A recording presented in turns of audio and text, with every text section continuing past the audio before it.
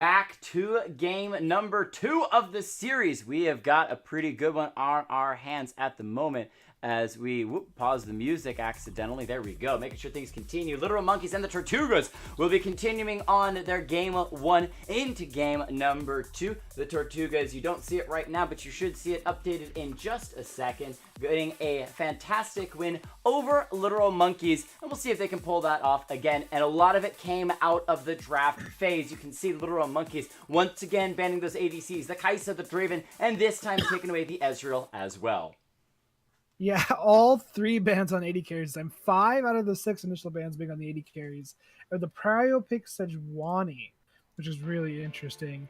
You know, last game we saw how much the Sejuani was able to do for the Tortugas. So pretty interested to see if this time Literal Monkeys is able to make something happen off of the Sejuani pick instead of the J4, which they elected for last time. Instead, we'll see how the Tortuga responds. Lucian Braum is available. Braum does get locked in. We'll see if it is a Lucian. No, it's a Twitch that gets locked in with the Braum. An interesting combination, but we'll see. Yeah, so there's some pretty cool stuff coming out with Twitch. I think the Tortugas played it during the group stage as well. One of the things that they like to do with it is, again, you saw from last game, they play around those narrow areas of the map in the jungle. They don't play so much straight in a lane. They're focusing more about, hey, we'll start a fight in a lane and then drag it into the jungle, get a little bit of action going on there, and Twitch's Spray and Pray is perfect for that stuff, as well as you look at the Braum. He's going to have a straight AoE knockup. Pair that with Spray and Pray on Twitch, and you got yourself a lot of damage coming out. Absolutely. As the Ashe gets locked in. Now, Ashe is a very interesting pick into a Braum, right? Normally, that is not a matchup you would want at all. Someone who can block the arrow to prevent any sort of stun or getting locked down to the Twitch. The Nautilus, once getting locked in, Ashe Nautilus is definitely a strong combination. But I'm just curious to see how it works out, you know, when they're laning against a Braum, who, you know, we saw was very effective for the Tortugas last game. We'll see if it's effective for them this game. They're going to, on the side of Literal Monkeys, grab that Nautilus. So they're still sticking with the... No, hold on. You said this. Sejuani last game. I was right. On the Tortugas. Sejuani this time for Literal Monkeys. I want to see if... No, they're going to grab the Rek'Sai instead of the J4. Not exactly what we've seen so far this tournament. Rek'Sai still pretty strong.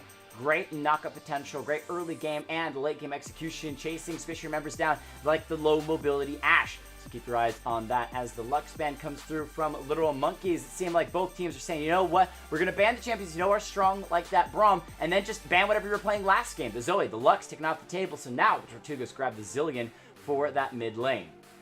And I like how the Tortugas are drafting so far, right? They got the Twitch, who is a hyper carry by definition, and they have the Braum Zillion.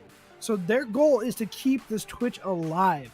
I would love to see something that can help with it, act as a front line for the Tortugas, come out from the top laner. Not necessarily a tank, but at the very least, a very let's say, strong bruiser. Maybe someone like a Darius or something like that, as Vel'Koz gets locked in for Literal Monkeys. See what happens as the Literal Monkeys grab themselves that Vel'Koz. A lot of poke potential coming out from there again. The good setup with the Nautilus or the Sejuani could allow the disintegration rate to just burn people's health down. But you got to keep your eyes on enemy teams' mobility. That Zillion ultimate can cancel it completely because, hey, you burn your big laser, I'm just going to revive in a couple of seconds, I'll be fine. And even if you try to jump onto the Rek'Sai or the Twitch, they also have high mobility, able to either tunnel away or Twitch with that invisibility can speed boost out of that laser. So it'll all come down to positioning for, I believe it is Why Are You Running, playing that mid lane on the Literal Monkeys side, as Nasus will come through once again for the Tortugas top laner. Taiho saying, you know what, it worked last game, let's try it again this game. Yeah, although last game, to be fair, a lot of Salvado put a lot of put in a lot of effort in the top lane, ganking for Taiho very frequently. We look for back to back to back. He was up there at least 4 to 5 times this early game alone. So we'll see, if they choose to play a similar sort of play style. Although this time they're not going to have the CC lockdown that they did with Sejuani. They're going to Rek'Sai, a little more damaging. So, games for the first best of 3. Porosnax versus Scum Gang did not work out so well for Porosnax. Despite some hard fighting, they couldn't find their single game to try to get back and make it a 3-game series. 1 game down for this series. The Tortugas feeling pretty good with their 1 win already, heavily off of Pants in that bottom lane AD carry role. Literal Monkeys now have this 1 chance to strike back and see if they can start a potential reverse sweep. Yeah, and I like how Little Monkeys, tried to switch up their bans, if not just a little bit. However, I don't think they're necessarily focused on the right area. They banned away the Ezreal, saying, oh, okay, you know what, this Ezreal was out of control, let's get rid of him. And I think instead they should have looked to take away the Braum. I think the Braum was a lot more impactful than the Ezreal was, right? Take away the Ezreal, put him on someone else, like let's say Jhin, Jinx, anything like that, and keep the Braum there, get that AD carry elite, and it's still the same outcome. You still have an AD carry that's doing so much damage, uncontested, because of this support. Raleigh just playing so well. And I'm curious to see, if the lack of respect on him is going to cost them this game. Exactly. That's the thing from the last game. This Raleigh playing Braum, despite having DC at the beginning of the game and going 0-2 in a lane, still came back to be one of the major factors for the Tortugas winning that last game. And he's on the Braum once more. So we'll see how that works, especially because that unbreakable wall basically says to Ash's ultimate, I'm sorry, you could throw it out all day, but you're only going to be hitting me, and I'm going to be that frontline tank. What can you do about it? They still are pairing it with the Nautilus, so you're bringing even more CC into the bottom lane, but from the side of Literal Monkeys, we saw how much CC they had last game, and it still wasn't enough to give them the victory. They needed the damage to come through as well. They needed the positioning and the timing on those collapses, and it just didn't happen. So they've got a second chance at life here. They haven't really changed their strategy. Maybe that really is the way that they win these games, but they just need a better game to do it in. Absolutely. Now the one factor that's different though is this time that Vel'Koz, someone who can actually go right through the Braum shield, right? With a laser, you can block the Qs, you can stop the geometry, but you can't stop the laser.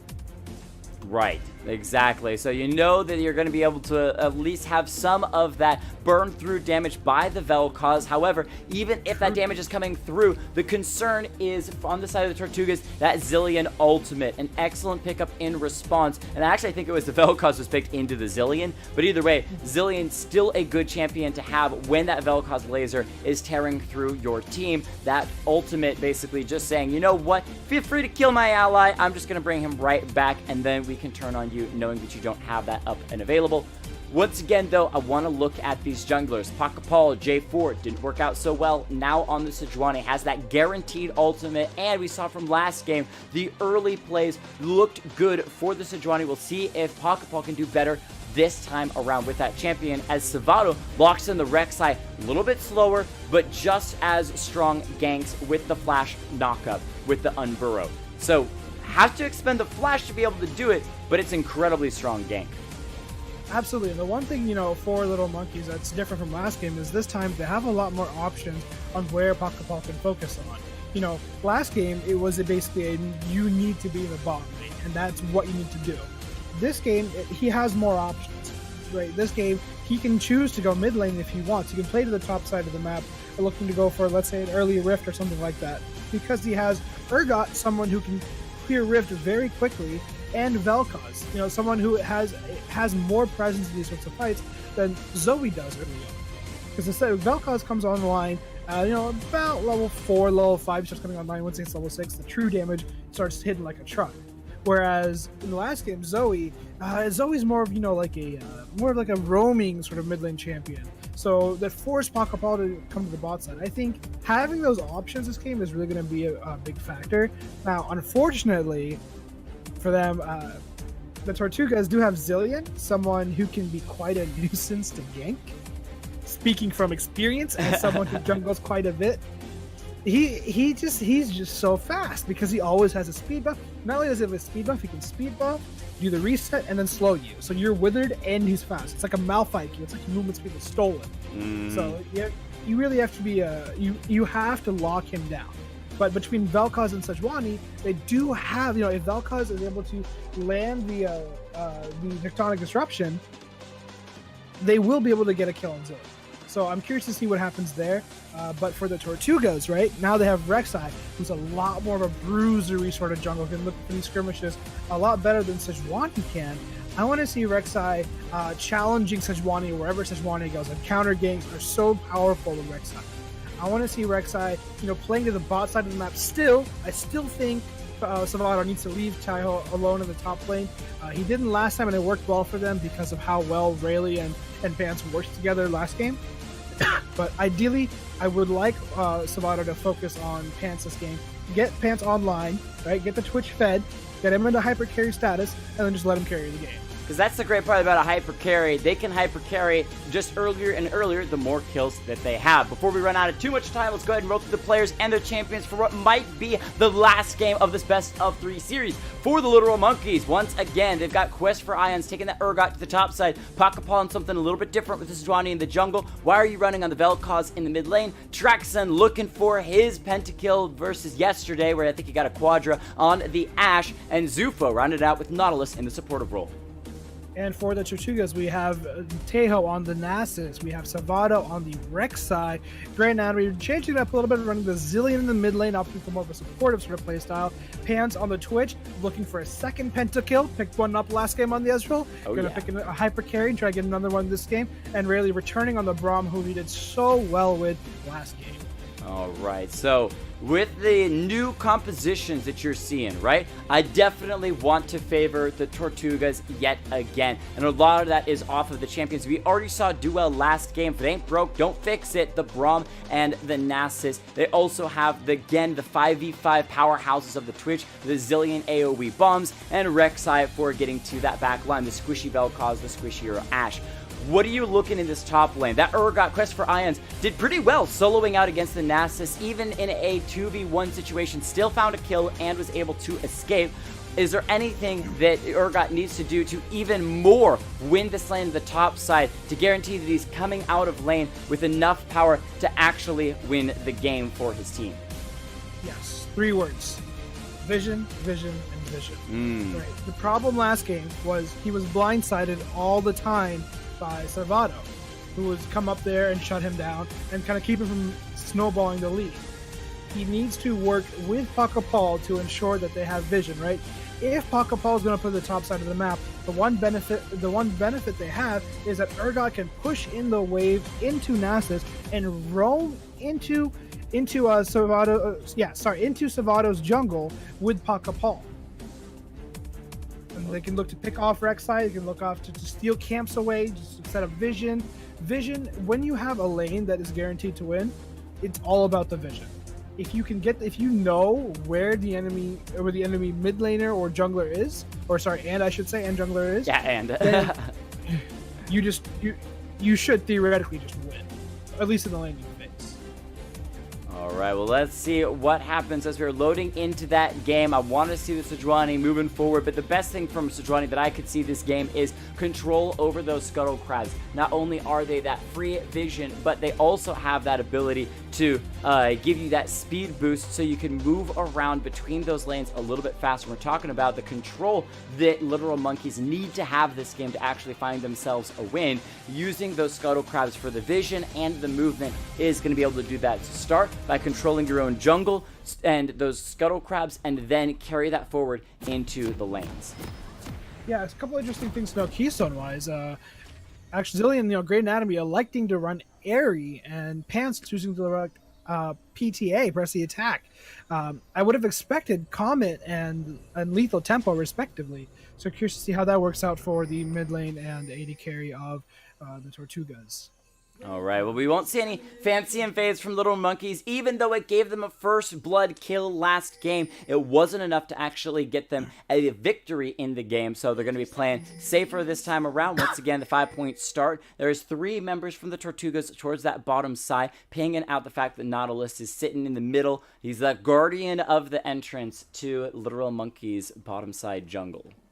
Yeah, and level 1s have sort of changed, right? Ever since they changed the way Scuttle Crabs work, where they spawn much later now, like 3 minutes, 5 seconds in, it makes it so that you don't ward rivers early on anymore. So it changes how the laners interact with the river at the very beginning of the game. Right now, you no longer have people looking to drop early wards, like to drop river wards or things like that, pixel ward brushes anymore, or pixel brush wards anymore. So, although, I mean, like, okay, so see here, they dropped a pixel ward brush, right? But it's not going to do anything. It's not going to give them any information, because by the time that Savato actually pats into the river, that ward's going to have expired. So I'm not sure why they chose to place that ward there. Well, they also placed a ward on the top side of the brush, so vision down for Literal Monkeys, but might not be able to help them out all that much. And when you're a team that needs to find every advantage to start the reverse sweep, this is going to be a little bit nervous-making for them. And the Sejuani starting that blue on that top side is going to be potentially just going from buff to buff, and it means that she'll end up with the double buffs towards the bottom side of the map, maybe looking to make a play on the early game Twitch. Yeah, and honestly, I think you're going to see a lot of farm lanes. Like this time, we're probably not going to see as much action as we did last time. Top lane wants to, Nasus just wants to farm. Urgot wants to kill Nasus, a bit of a struggle too. Mid lane, Vel'Koz is going to try and harass Zillion. Zillion's going to play the I don't like geometry, I'm going to dodge everything game. And in the bot lane, you have Twitch, who wants to farm. Ashe, who wants to farm. And Nautilus and Braum, who are just like, are you going to go in? No. Are you going to go in?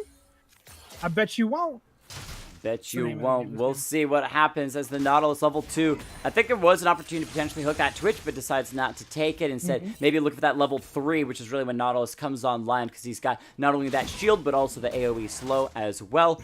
A bit of an early ward there in the bottom side brush from Literal Monkeys, just making sure that the jungler can't come visit. The other thing they do have for themselves, as we're talking about that vision, is the hawk shot out of Ashe, which can be crucial. Not only to use it to get that just basic vision, but if you're passing over the enemy team's camps, you can usually read where that enemy jungler is with that, and that could give them a bit of an edge, especially when it comes to trying to track the Rek'Sai towards that top side, as the Sejuani with the double buff's going to come around. The hook from the Nautilus is good onto the Braum. Raleigh once again going to start these games off going down. First blood to the side of Literal Monkeys. The Sejuani is not done yet. She's going to charge in a little more damage onto Pants. The Twitch, however, is able to get out just fine.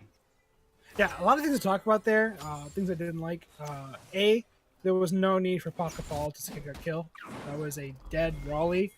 Traxon, it would have been better on Traxon there. Second off, I like the fact that... Oh, Urgot stole the Scuttle Crab on the top side. Sorry, that was really exciting. Hook's going to miss from the Nautilus on the bottom side. Go ahead, keep going.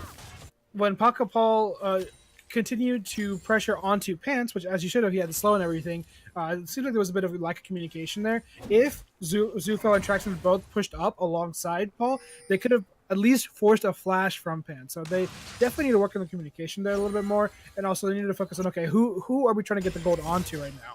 Because, like I said, that was a guaranteed kill under Raleigh. Ideally, they should have put that kill onto Traxon. Now, Raleigh didn't burn Flash. He was having it available in a minute, but there's so much pressure on this top side. They're looking for Ions. They know that the early game from the Urgot was so good last game, and they bring the jungler and mid laner up there to make sure they can truly just put him in the grave. However, that, Vel'Koz is getting some free time in the mid lane, coming up about 10 CS lead over the Zillion. Yeah, two things to talk about there. Again, right, the vision. They should have seen Zillion path out there, because I believe they came from River then. So they should have known, right? Maybe they didn't. Maybe quest rounds didn't react in time, or maybe it wasn't communicated well. But I believe they had total vision of that rotate up. And the second point is, you see that Pakapal? You see how Savato didn't take the kill, just stood there and let Taihou get the kill? It's important. It's going to pay off later. That's what you're supposed to do. All right, well, that could be the difference, or at least a beginning of a difference between these two teams. It's still about a 500 gold lead for Little Monkeys, mostly due to that first blood. There is finally, though, a small celebration. Drop some hype emotes in the chat, because it's not a Windrake start to the game like so many of today's games. It will be an Ocean Drake instead, which will be fairly nice, especially on the tankier side of things like the Nasus or the Sejuani, if they are respectively each able to pick it up. However, the team that has the better siege, the Twitch and the Zillion, will like that. I don't know, I guess Vel'Koz kind of counters some of that siege a little bit. He's got good wave clear, so does the Ashe. But anyway, I'm just trying to say that the team that has the siege is going to enjoy having the Ocean Drake, because they can just sit there and push into that turret for a while. And you have Nasus, right? Someone who wants to just free farm in the side wave. And Ocean's amazing for him. So that's definitely something you want to look for there. So Sejuani's back to the bottom side. There is a control ward in the river brush from the Tortugas. However, Sejuani's not even going to walk over it. She's delaying and wasting a lot of time hanging around here. And that Twitch and Braum are doing a perfect job of freezing this lane right in the middle. Rek'Sai's coming around. Both junglers have the same idea. We could see a 3v3 fight very shortly.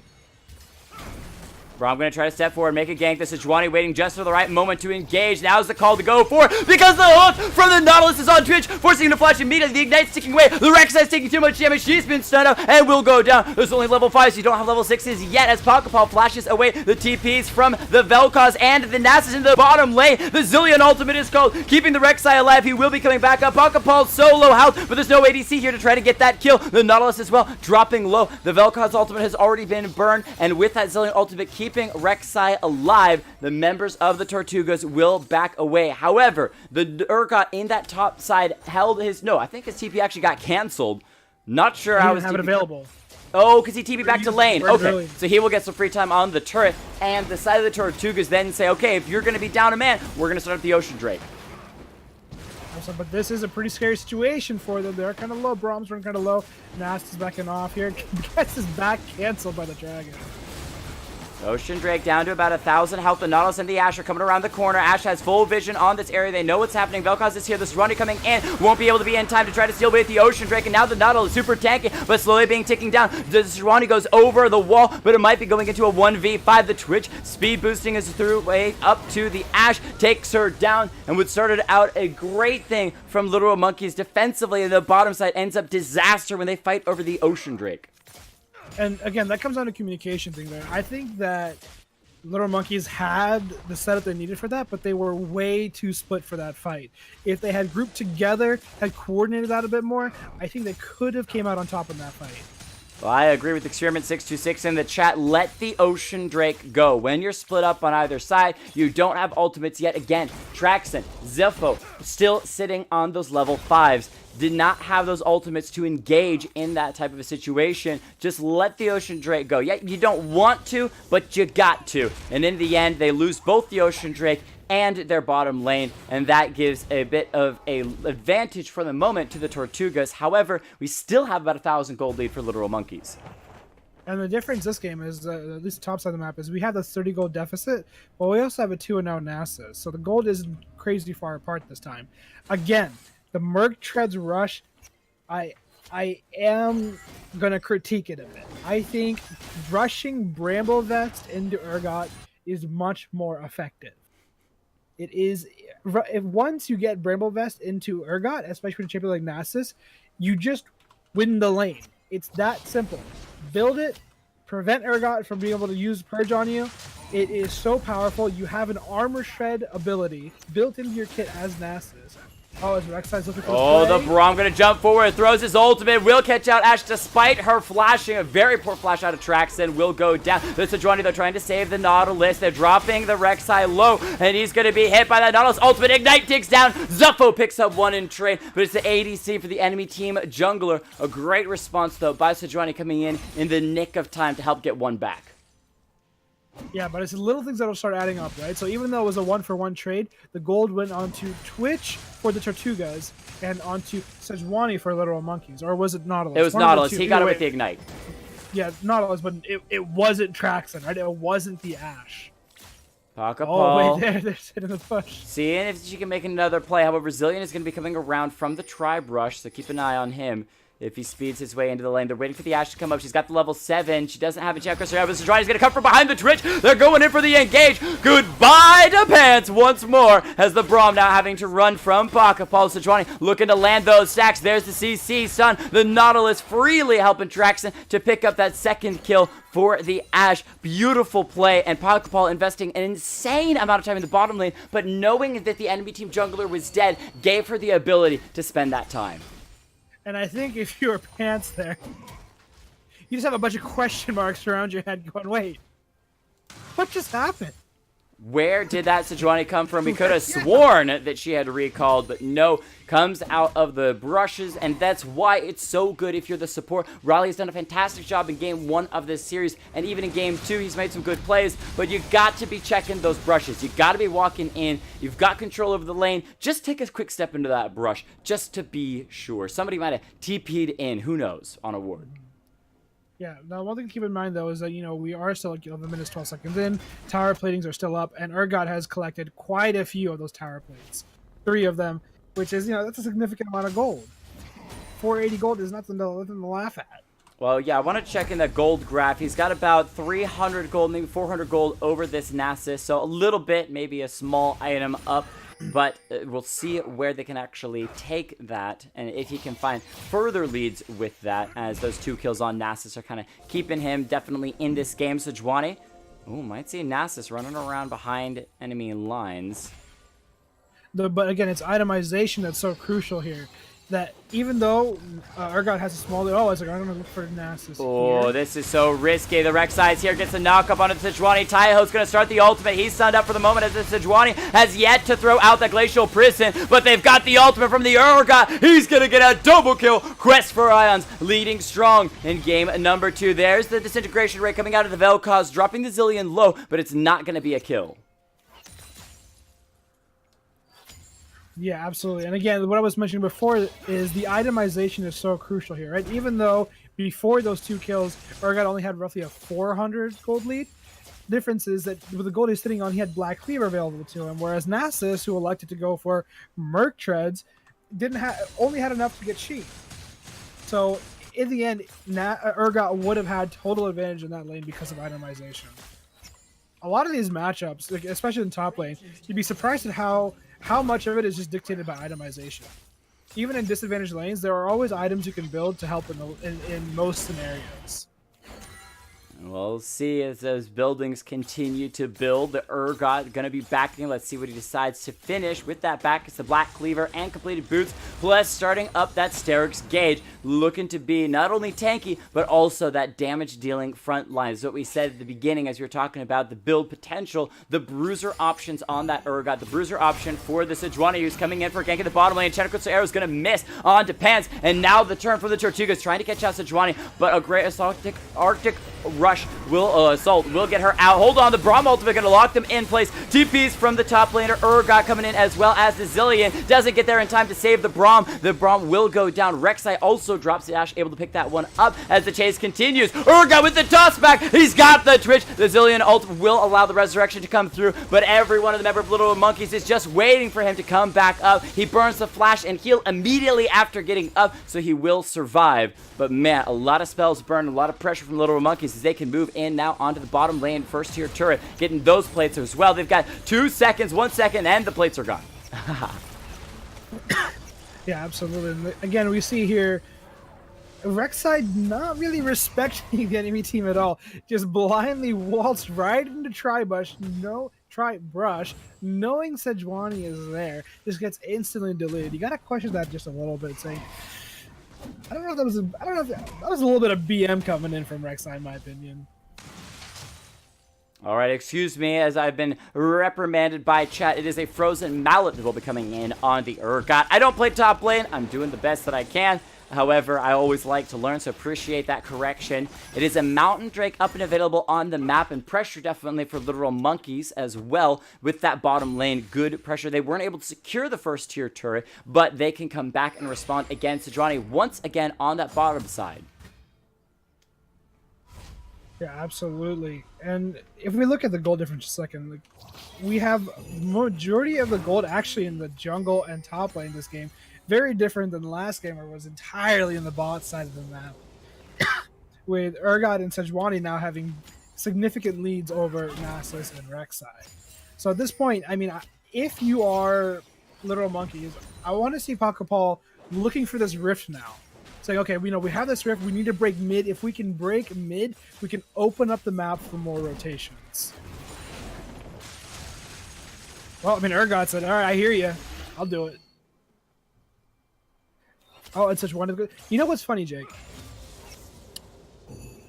Game 1, we had, as Jake has disappeared. No, I haven't disappeared. I'm back. There's a fight in the bottom side. It's Sejuani's down once again, looking for the Twitch. Pants will fall. He started the spray and pray, but it wasn't near enough. Why are you running? Joining the fight in the bottom side, looking for a couple of extra kills. See, apparently that's where all the damage is being dealt. And now Christopher Ions once again on the top side, trying to fight 1v2 as the Rek'Sai's coming in. They didn't have the vision, the ultimate from Rek'Sai, but no, the Urgot, he's got the fear. He's got the damage under the sand as well. The shield comes up. Ions is making himself look good one more time. It's to heal. We'll flash forward to get the exhaust and we'll take down that Urgot. But in the meantime, the bottom lane turret fell, and that's the Mountain Drake over to the side of literal monkeys. 12 kills to 5, a solid 6,000 gold lead. Gonna be going up just a bit more with the Mountain Drake falling, and they are in control of this game.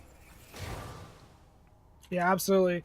Yeah, as you know, we had Extreme mentioning in chat, if Quest Ryons had used his disdain aggressively on Ateo there, he arguably could have still won that fight.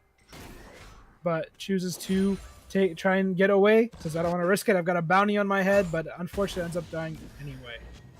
Alright, so in this situation, as the Tortugas are down quite a bit, what can they do to come back? Because they have potential with that team fighting Twitch, but he's been shut down pretty hard in the bottom lane. He's just barely keeping CS with that Ashe ahead by just a few. But where is the target for the Tortugas to find a way to get back into the game?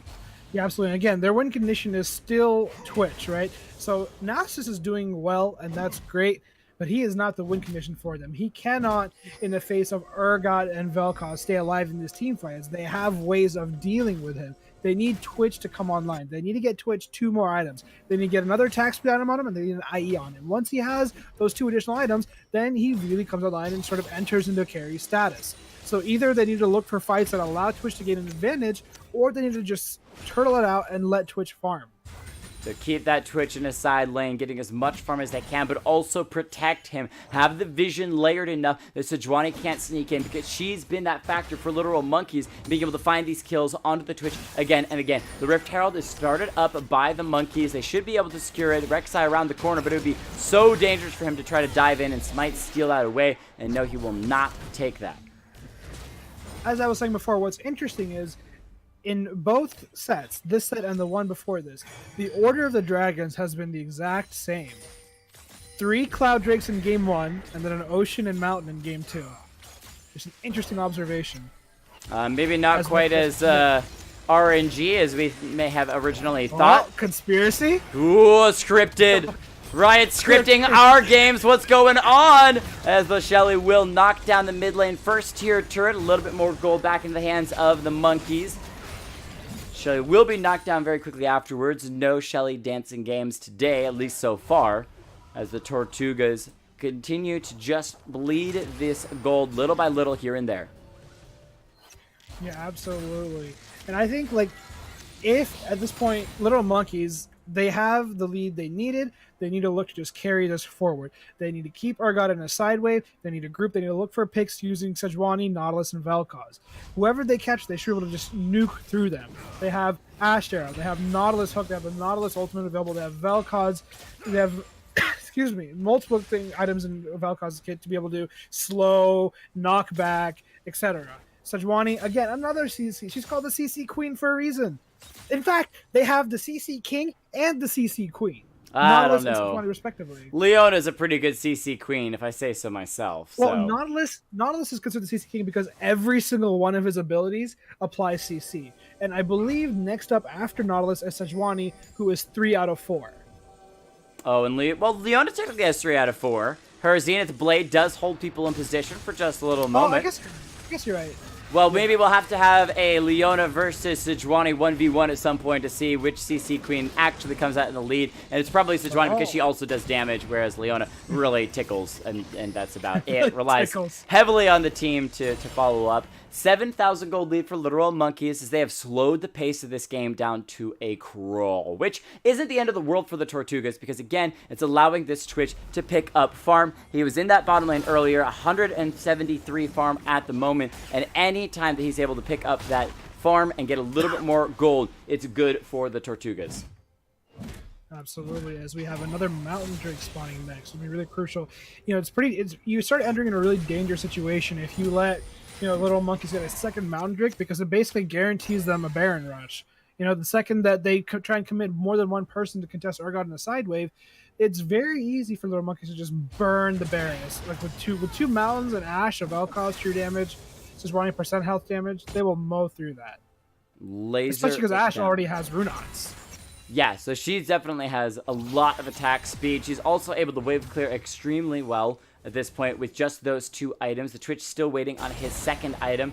And from Twitch, he can do well at 2 items, but really, again, you're looking for that later stage game where he's got those 3 items, Power Spike, to really start to take over some of those team fights. And he needs the positioning from his team. He needs them to be around him, peeling for him so that he can sit there and auto-attack away. And so far, Pokeball has done a fantastic job on this Sejuani, catching him out again and again with the CC and with that ultimate.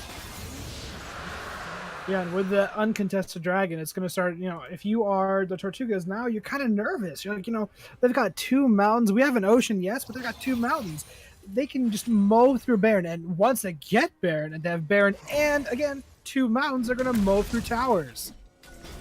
Well, we'll see if it's towers or the Baron that they go to. Last game, we had a 20-minute Baron, 20-minute and 30-second Baron started up by the Tortugas. This time, Literal Monkeys are going to take a little bit longer for jumping onto that Baron, buying a couple more items. Sejuani finishing off a Warmog, so can fight and then immediately back up, get that health back before continuing the potential engage. Absolutely, and Pans did just pick up his Runons, so that'll be another key factor in these fights. Now that he has Runons, he definitely can come a lot more online in these fights. His, Twitch Ultimate does provide additional AD to him as well. However, in order to enter into what I'll call carry status, he really needs that IE on top of that. So if they need to somehow figure out a way to stall the game out for Twitch to get another 3,600 gold in his pocket, and then I think they can start looking to teamfight a lot more, at least more than they can right now, that's for sure. Well, let's see how the positioning around this Baron goes. Both teams fighting for that vision. Pokeball dropping control ward, knowing there's a ward on the back of the pit, deciding not to go for it just yet.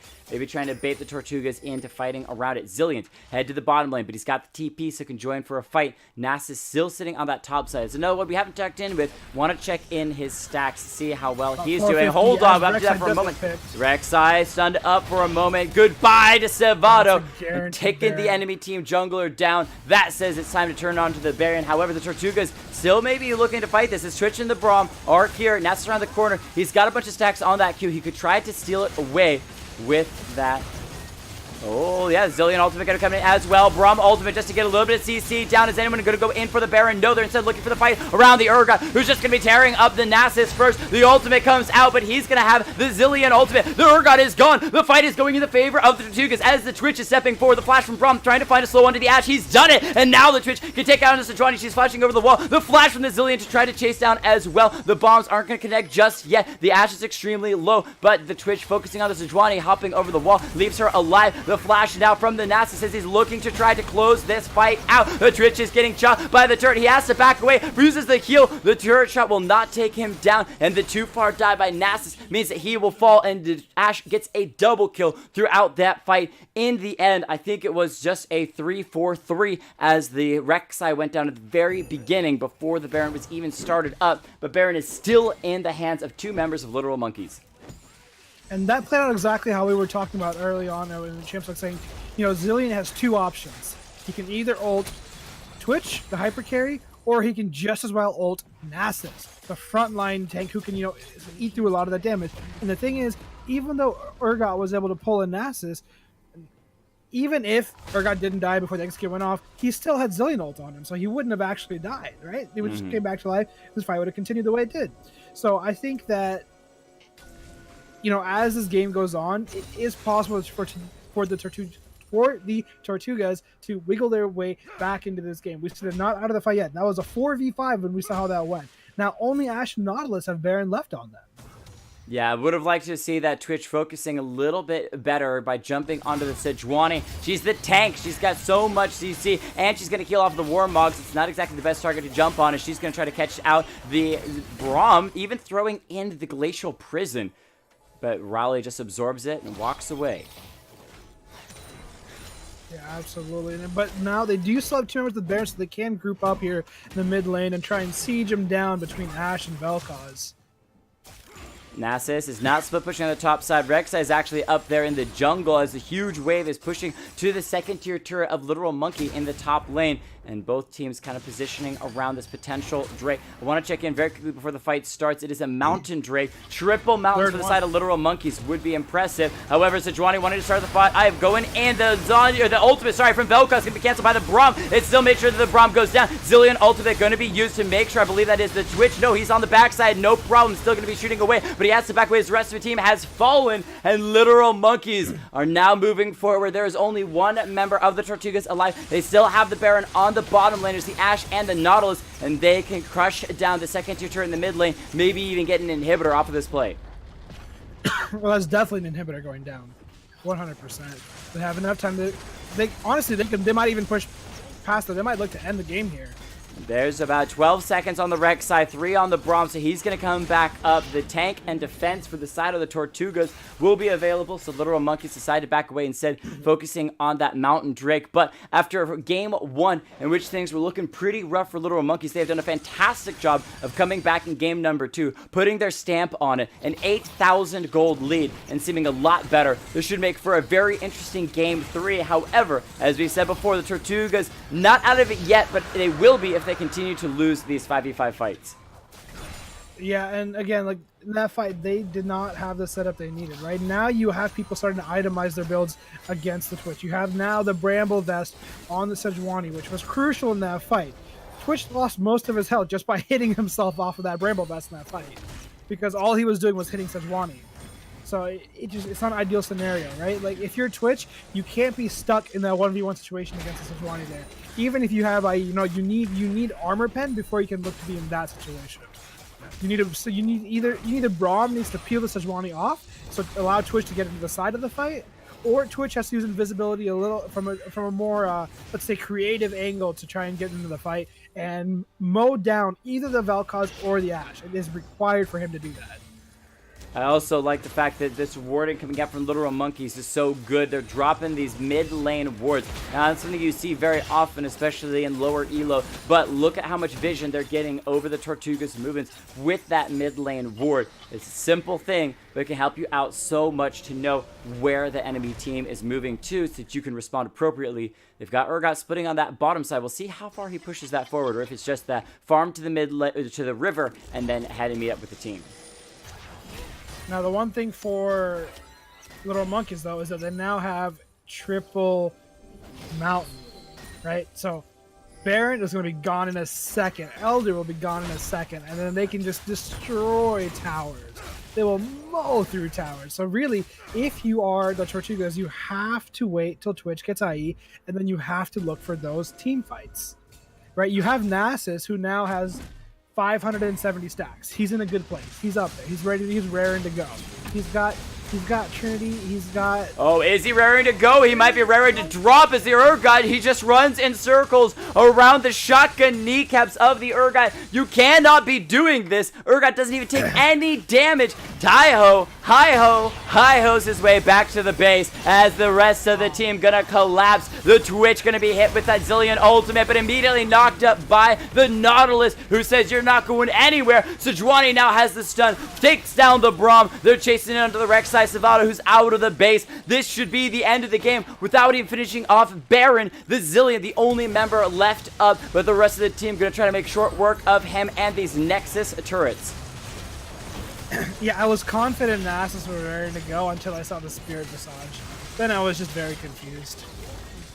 Well, that's going to be the Nexus following bit by bit. Literal Monkeys strike back in game number 2 of the best of 3 series, making for a very interesting game 3 because we have questions now. We have questions. The Tortugas looked so good at the beginning of the game, right? They looked like they had some, or at the beginning of game number 1, right? They looked like overall they had good team fights, good control, and were able to just kind of hang in there throughout the game. However, as the game progressed, they took more and more control, and they won it pretty strong-handedly. Game number 2, where were they? Tortugas didn't even show up.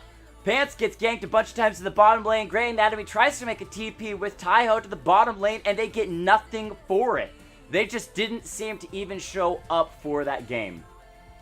Yeah, I want to, like, go to pro builds look up Nasus, maybe drop a link, like, hey buddy, let me help you out here. Let me throw you a bone here, because that is not your itemization priorities on Nasus into that team composition.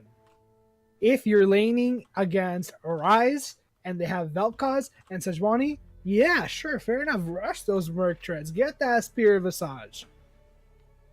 But you're into Urgot and you're trying to contest him in a side wave. He's got Frozen Mouth, Death Stance, and Black Cleaver.